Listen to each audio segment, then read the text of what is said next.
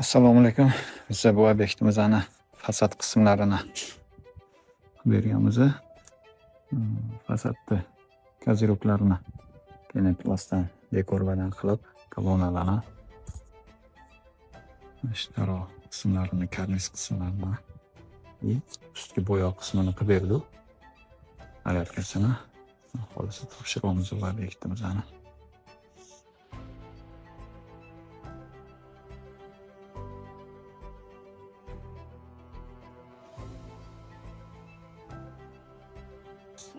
Mana atrofdagi chegalar hammasini penoplastdan ishlab berganmiz.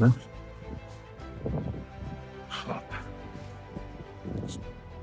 Yana matchda idealni chiqqan.